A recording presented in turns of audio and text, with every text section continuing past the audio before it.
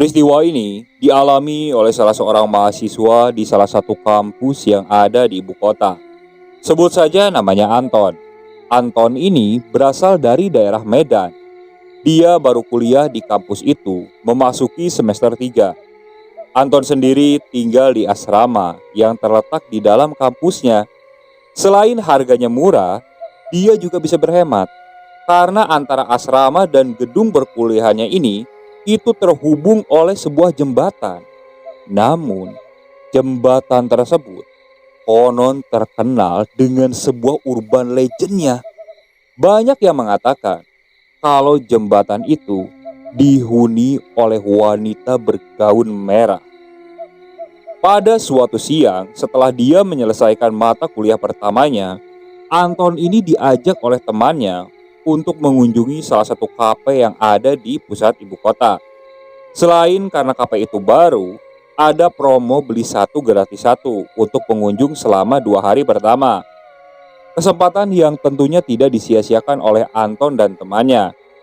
Mereka kemudian berangkat dengan menaiki sepeda motor. Singkat cerita, sesampainya di kafe, di sana terlihat antrian ini begitu panjang. Sebenarnya, ketika melihat ada antrian tersebut, Anton ini sedikit malas dan ia ingin mengurungkan niatnya. Tapi temannya ini memaksa karena sudah tanggung sampai di sana. Dengan terpaksa, si Anton pun akhirnya ikut mengantri. Sekitar 1 jam kemudian, akhirnya Anton dan temannya berhasil mendapatkan masing-masing 2 kopi di kafe tersebut. Saat melihat jam di tangan, waktu menunjukkan pukul 4 sore. Anton pun kemudian mengajak temannya ini untuk balik ke asrama, mengingat dia ada kuliah lagi pada pukul 7 malam. Apesnya, saat Anton balik, lalu lintas ibu kota ini sedang padat-padatnya. Ketika banyak orang perkantoran yang sudah mulai pulang, Anton sedikit menggerutu. Kalau di dalam hatinya dia menyesal mengikuti temannya ini untuk membeli kopi di kafe tersebut. Singkat cerita, sampailah Anton dan temannya ini di asrama tepat setelah azan maghrib berkumandang. Ia kemudian menurunkan temannya dulu di depan asrama. Kemudian dia menuju parkiran untuk memarkirkan motornya. Anton sendiri lebih suka berjalan kaki daripada harus menaiki motor untuk menuju gedung tempat ia kuliah.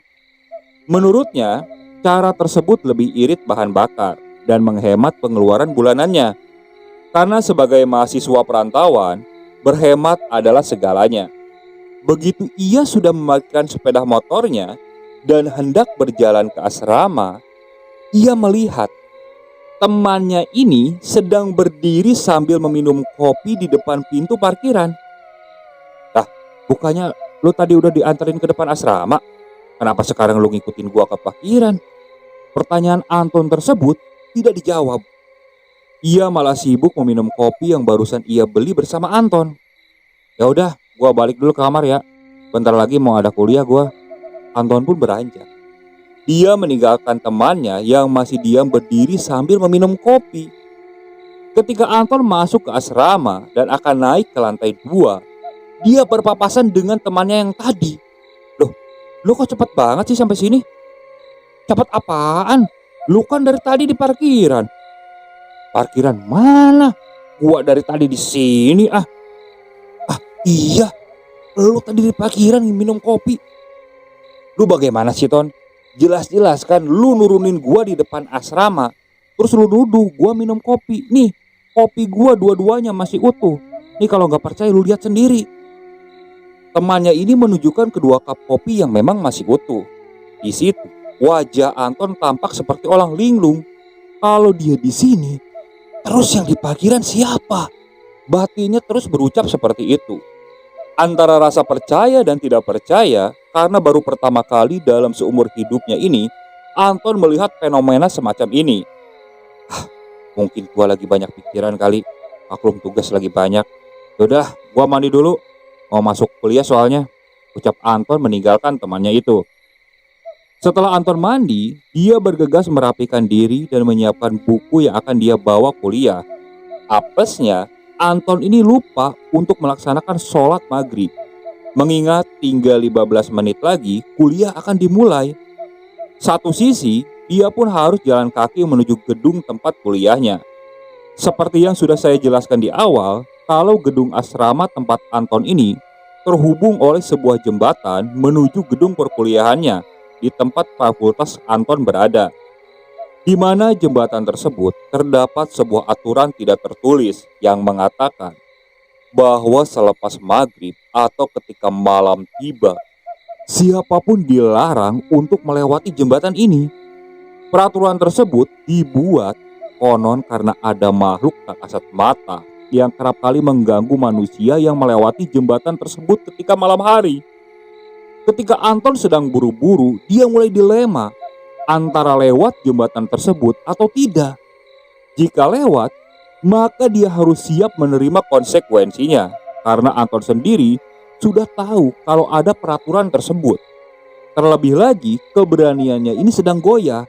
Tak kala tadi, dia berpapasan dengan sosok yang menyerupai temannya ketika berada di parkiran motor. Namun bila Anton tidak melewati jembatan tersebut, maka Anton harus memutar jalan yang cukup jauh. Mungkin dengan jalan kaki bisa menghabiskan waktu sekitar 20 menitan atau lebih. Sedangkan bila dengan menyeberang jembatan, Anton bisa langsung sampai ke depan gedung perkuliahannya. Waktu terus berjalan serta rasa takut akan dimarahi oleh dosen membuat si Anton ini memutuskan dia akan lewat jembatan itu saja. Dia mulai keluar dari asrama. Namun saat dia menatap ke arah jembatan itu, rasa takut ini kembali hinggap. Entah kenapa dia kembali mengingat kejadian di parkiran tadi. Padahal kemarin si Anton ini masih menjadi orang yang sangat berani dan tidak percaya dengan tahayul ataupun klinik. Namun semua itu terpatahkan karena kejadian di parkiran tadi. Saat Anton ini terdiam, dia melihat ada seseorang yang berjalan menuju jembatan tersebut. Batin si Anton sedikit tenang karena dia merasa ada teman untuk lewat jembatan itu. Saat akan dihampiri, orang tersebut sudah mulai berjalan dan masuk menuju jembatan. Dengan sedikit tergesa-gesa, si Anton ini berusaha untuk menyusul orang tersebut. Di dalam benak si Anton, minimal posisi si Anton ini berada di belakang orang itu agar dia bisa meyakinkan dirinya bahwa dia ini tidak sendirian waktu itu. Dan tanpa Anton sadari, Anton sudah mulai masuk ke jembatan tersebut. Anton mulai mempercepat langkahnya ketika orang yang dia lihat ini posisinya sudah terlampau jauh. Namun semakin Anton mengejar, Anton ini menyadari bahwa langkah orang yang ada di depannya ini ikut bertambah juga. Setelah merasa capek, si Anton pun menyerah dan dia memilih untuk berjalan biasa saja. Minimal dia masih bisa melihat orang yang berada di depannya itu. Anehnya si Anton ini merasa ketika dia berjalan melewati jembatan tersebut, langkahnya tak kunjung sampai ke seberang. Baik dia berjalan lambat maupun dengan jalan yang agak cepat. Padahal seingat dia, jembatan ini pada siang hari seperti jembatan penyeberangan pada umumnya dan tidak panjang seperti ini. Anton merasa jembatan tersebut bertambah panjang setiap kali dia melangkahkan kaki. Hingga saat Anton tersadar, dia melihat orang yang tadi Anton ikuti ini itu sudah berdiri tepat di ujung jembatan. Anton mulai merasa lega. Namun di balik leganya ini, dia juga merasakan ada perasaan janggal. Buat apa orang itu berhenti di ujung jembatan? Apa mau menungguku? Apa dia temanku? Batin Anton berucap seperti itu. Lambat laun si Anton mulai mendekat ke arah orang itu. Namun saat si Anton mulai mendekat, pandangannya ini samar-samar melihat kalau sosok yang berada di seberang jembatan itu lambat laun mulai berubah. Awalnya sosok itu menggunakan pakaian seperti mahasiswa pada umumnya. Namun saat Anton mendekat, sosok itu mulai berubah. Dia mengenakan pakaian gaun berwarna merah. Anton saat itu langsung menundukkan pandangannya. Dia melihat ke arah kakinya. Dan saat Anton melihat ke arah kakinya, di situ dia benar-benar terkejut. Kenapa? Karena si kaki sosok tersebut ternyata mengambang dari tanah. Anton langsung mengarahkan pandangannya lagi ke atas. Dan saat Anton melihat ke arah wajahnya, wajah sosok itu mulai berubah. Rambutnya sudah panjang terurai dengan wajah yang sangat menyeramkan. Sosok itu menatap ke arah Anton sambil menyeringai. Dan seketika juga si Anton langsung menghentikan langkahnya. Anton mulai merasakan ketakutan yang luar biasa. Karena baru pertama kali ini dia melihat penampakan dengan begitu jelasnya. Namun ada rasa harga diri, keberanian, dan rasa tanggung jawab di diri Anton untuk mengikuti perkuliahan. Jadi si Anton ini berencana nekat untuk tetap melewati sosok tersebut. Anton menundukkan pandangannya. Dia mulai mempercepat langkahnya sambil terus membaca doa. Dan ketika si Anton membaca doa ini, makhluk itu semakin lantang dengan tawanya. Seolah-olah dia tidak gentar dengan doa yang si Anton bacakan. Hal yang di luar nalar selanjutnya, ketika si Anton mengeraskan bacaan doanya, kuntilanak itu malah semakin liar. Ia mulai terbang, naik, turun, dan kesana kemari sambil terus tertawa melengking dengan suara khasnya. Anton mulai mengangkat wajahnya menatap kuntilanak itu. Melihat penampakan yang sangat menakutkan tersebut membuat si Anton kembali ketakutan. Dia tutupi wajahnya dengan kedua tangannya serta mulutnya kembali membaca doa. Anton kembali melanjutkan langkahnya, namun suara kuntilanak itu seperti terus mengikuti si Anton. Dalam ketakutan yang luar biasa, mendadak suara kuntilanak itu tiba-tiba menghilang. Suasana mendadak menjadi hening, benar-benar sunyi. Bahkan si Anton tidak mendengar suara jangkrik. Jadi suara di sana benar-benar seperti kosong. Dengan kesunyian ini, si Anton merasa ada hembusan angin yang menyapu tengkuknya. Anton pun menghentikan langkahnya. Sambil ingin menenangkan dirinya terlebih dahulu, mungkin dia sudah sampai di ujung jembatan. Itu pikiran Anton saat itu. Sambil terus mulutnya membaca doa, perlahan Anton mulai menurunkan kedua tangannya untuk meyakinkan dirinya kalau dia harus melihat situasi sekitar.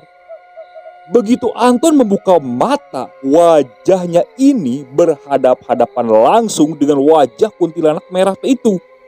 Matanya benar-benar terlihat jelas. Matanya hitam, mulutnya tersenyum menyeringai sambil mengeluarkan lendir. Raut wajahnya yang pucat pasi serta mengeluarkan aroma bau busuk yang cukup menyengat.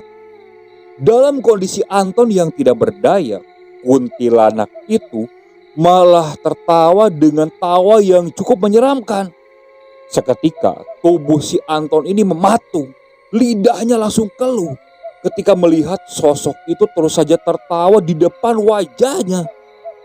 Anton terus membaca doa, namun sosok kuntilanak ini seperti mentertawakan doa yang si Anton baca. Di situ puncak ketakutan si Anton dan keberanian si Anton pun sudah hilang sepenuhnya. Si Anton seketika langsung membalikkan badan dan langsung berlari menuju asramanya. Dalam pelariannya tersebut dari arah belakang, kuntilanak ini tetap terbang sambil terus tertawa mengejar si Anton. Sesekali si Anton nengok ke belakang. Namun saat dia nengok ke belakang, si Anton melihat sosok kuntilanak merah ini ternyata melayang dekat sekali dengan tubuh si Anton. Apalagi kedua tangan kuntilanak ini seperti ingin mencengkram tubuh si Anton dengan kuku-kukunya yang panjang dan hitam. Wajah kuntilanak itu malah seperti menyeringai dan siap menerkam tubuh si Anton. Si Anton tambah ketakutan saat itu juga. Dia pacu langkahnya sekencang mungkin. Melihat si Anton yang ketakutan, kuntilanak itu malah menertawakannya semakin kencang. Si Anton terus saja mempacu langkahnya hingga akhirnya dia sampai di seberang jembatan. Dia tidak berani lagi untuk nengok ke belakang. Dia terus pacu kakinya hingga sampai di asrama dan di depan kamarnya. Dia langsung buka pintu kamarnya. Di dalam kamarnya ini ada kedua temannya yang sedang mengobrol sambil bermain gitar. Melihat si Anton yang datang dengan wajah yang sangat ketakutan, temannya ini bertanya, "Kenapa, Ton?" Namun si Anton tetap diam. Si Anton ini memilih untuk langsung membaringkan tubuhnya di ranjang. Dia tarik selimut untuk tutupi seluruh tubuhnya. Kedua temannya ini menyangka kalau si Anton ini sedang tidak enak badan. Mereka kembali berbincang-bincang sambil bermain gitar. Sedangkan di dalam selimut, si Anton masih ketakutan. Di dalam benaknya ini masih terbayang jelas sosok kuntilanak merah itu yang mengejar-ngejar dirinya. Lama-kelamaan, si Anton ini akhirnya bisa tertidur. Namun, saat dia tertidur, dia kembali bermimpi.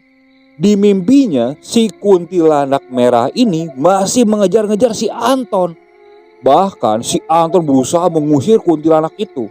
Namun, kuntilanak itu tetap saja tertawa melengking. Hingga akhirnya si Anton kembali bangun. Karena ketakutan yang luar biasa, membuat napasnya tersengal-sengal. Dia lihat sekeliling. Kedua temannya tidak ada. Tapi suasana kamar saat itu gelap. Dan tiba-tiba dia mendengar suara air di kamar mandi. Seakan ada orang yang sedang mandi di sana. Si Anton berpikir mungkin itu temannya. Jadi dia kembali merebahkan diri. Namun lama-kelamaan di kamar mandi ini dia seperti mendengar ada suara orang bersenandung. Suaranya ini seperti suara perempuan. Si Anton coba menajamkan telinganya. Suara itu samar namun jelas terdengar di telinga si Anton. Hingga akhirnya si Anton mulai bangkit dari ranjangnya. Karena penasaran, dia melangkahkan kaki dan mendekat ke arah kamar mandi. Di kamar mandi dia coba tempelkan telinganya ke arah pintu. Dia masih mendengar ada suara orang seperti mandi. Namun suara orang bersenandung itu kini hilang. "Hei, siapa teriak si Anton dari luar kamar mandi. Namun tak ada jawaban. Bahkan suara airnya pun kini berhenti. Si Anton mulai coba buka pintu kamar mandi itu. Namun saat dia buka pintu kamar mandi, di kamar mandi sudah tidak ada siapa-siapa. Bahkan lantai kamar mandinya pun kering. Di situ perasaan si Anton kembali takut. Dia kembali berlari dan langsung meloncat ke ranjangnya. Dia tarik selimutnya. Baru saja tubuhnya tertutupi oleh selimut, si Anton ini kembali mendengar ada suara cekikikan tawa perempuan. Dan suaranya ini benar-benar dekat sekali dengan Anton. Seperti berada di samping si Anton. Di situ detak jantung si Anton kembali cepat. Dia merasakan kalau sosok kuntilanak itu seakan mengikutinya sampai ke asrama. Si Anton hanya bisa terdiam di dalam selimut. Suara cekikikan tawa itu hanya pelan, lama-kelamaan terus hilang. Si Anton tetap terdiam di dalam selimutnya. Dia berharap teman-temannya ini kembali datang. Ada sekitar 10 menit si Anton berada di posisi ini. Namun teman-temannya ini tak kunjung juga datang. Karena rasa penasaran dan ingin meninggalkan kamar saat itu, si Anton membuka selimutnya. Namun saat si Anton membalikkan badan, di situ dia melihat kalau sosok kuntilanak itu ternyata sudah berdiri tepat di samping ranjang si Anton. Rambutnya terurai ke bawah sambil wajahnya menatap ke wajah si Anton. Si Anton langsung melompat ke pojokan. "Ampun, ampun, astagfirullah, astagfirullah, pergi, pergi. Tolong, tolong," teriak si Anton saat itu juga. Teriakan si Anton yang cukup kencang membangunkan tetangga sebelahnya. Mereka lalu keluar kamar dan mendekat ke arah kamar si Anton. "Ton, kamu kenapa, Ton?" Tak ada jawaban. Jadi mereka memaksa untuk membuka pintu. Namun saat mereka buka, ternyata pintu itu tidak dikunci. Mereka melihat kamar itu gelap. Bergegas mereka menyalakan lampu kamar itu. Dan saat menyala, mereka melihat si Anton sudah berada di pojokan kasur sambil menutupi wajahnya. "Ton, Ton, kamu kenapa, Ton?" "Aduh, itu ada merah Merah, merah apa Ton? Merah apa? Anton mulai membuka matanya. Dilihat di sekelilingnya hanya ada teman-teman asramanya. Astagfirullah, astagfirullah. Ton, kamu kenapa Ton? Itu tadi ada kuntilanak merah. Kuntilanak merah. Yang bener Ton, beneran. Kamu mimpi kali Ton. Ini Ton, minum dulu Ton. Ujar salah satu temannya yang memberikan segelas air minum. Anton minum air yang diberikan oleh tetangganya itu. Dan tak berapa lama, kedua teman Anton yang sekamar dengan si Anton datang. Ternyata mereka pergi untuk membeli makan. Melihat ada tetangganya, mereka cukup kaget. Apa yang sebenarnya terjadi? Tetangganya menceritakan kalau tadi si Anton teriak-teriak. Di situ si Anton belum menceritakan apa yang sebenarnya terjadi. Dia masih bungkam. Hingga saat kedua tetangganya ini kembali ke kamarnya dan hanya tersisa Anton dan teman sekamarnya ini, si Anton baru menceritakan apa yang terjadi sebenarnya.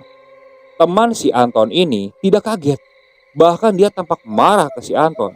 Ton, lu tahu kan sebenarnya di situ kan ada larangan kalau tidak boleh nyebrang pada malam hari. Gua takut telat bro. Lagian tadi kulihat kan di situ ada orang yang nyebrang. Makanya gua berani.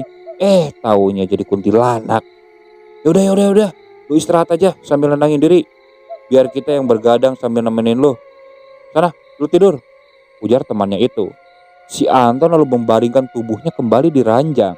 Sedangkan kedua temannya ini, mereka berbincang-bincang sambil bergadang untuk menunggu si Anton. Malam itu, mereka tidak melihat ada sesuatu yang aneh kepada diri si Anton. Dan saat azan subuh berkumandang, teman-temannya ini lalu tertidur. Saat bangun, salah satu teman si Anton ini dan melihat si Anton masih tertidur, dia hendak membangunkannya karena si Anton masuk pagi.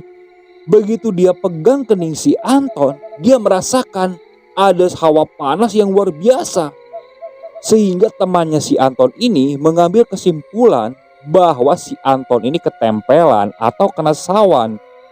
Kebetulan temannya ini mempunyai seorang kenalan yang biasa mengobati orang yang kena sawan atau ketempelan.